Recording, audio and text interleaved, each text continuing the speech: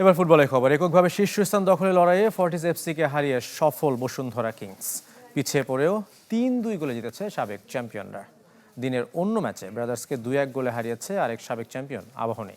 এই জয়ে পুনরায় টেবিলের ৩-এ উঠেছে আকাশী নীলরা। এছাড়া ১১তম রাউন্ডের শেষ দিন পিডব্লিউডিকে ৩-০ গোলে হারিয়েছে আরামবাগ ক্রীড়া সংঘ।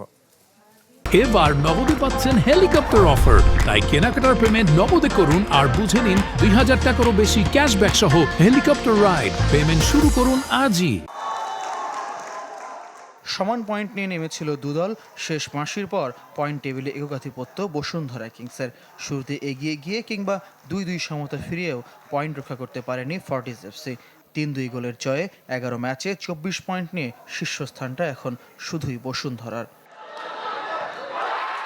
শনিবার কিংস অ্যারেনায় হোম ম্যাচ ছিল ফর্টিসের। ১৯ মিনিটে নাইজেরিয়ান ওকাফোরের গোলে লিড পায় স্বাগতিকরা। ৭ মিনিটের মধ্যে পেনাল্টি থেকে কিংসকে সমতায় ফেরান ব্রাজিলিয়ান ডোরিয়েলটন গোমেজ। ১-১ সমতায় শেষ হয় প্রথমার্ধ। তবে এই অর্ধে বেশ কয়েকবার বাকবিতণ্ডায় জড়িয়েছে দু দলের ফুটবলাররা। রেফারি আলমগীর সরকারের সিদ্ধান্ত নিয়েও কয়েকবার ক্ষুব্ধ প্রতিক্রিয়া জানিয়েছে ফর্টিস। দ্বিতীয়ার্ধে আরও নাটকীয়তা।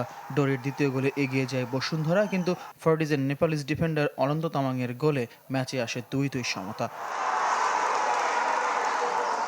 কিন্তু ৭৮ মিনিটে হ্যাটট্রিক পূর্ণ করেন ডরিয়েলটন। আবার এগিয়ে যায় কিংস।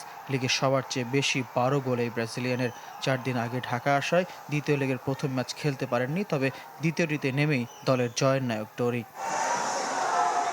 মাঠের ফলে উৎসব করলেও অভ্যন্তরীণভাবে ভালো নেই বসুন্ধরা কিংস। বেতন বকেয়া ইস্যুতে ফুটবলারদের মধ্যে চাপা ক্ষোভ। এছাড়া দ্বিতীয় লেগের ২ রাউন্ড শেষ হলেও দলের সাথে নেই হেড কোচ মারিও গোমেজ এবং ব্রাজিলিয়ান মিডফিল্ডার রাফায়েল অগাস্তো। ছুটি কাটিয়ে ঢাকা ফিরে এই ম্যাচ দেখেছেন জাতীয় দলের head coach Javier Cabrera. Eid ul Fitr এবং জাতীয় দলের ব্যস্ততার জন্য ঘরোয়া ফুটবলে আবার শুরুর দীর্ঘ বিরতি, পারিশ্রমিক সহ নানা ইস্যুতে ক্লাবগুলোরও নিজেদের গুছিয়ে নেওয়ার সুযোগ।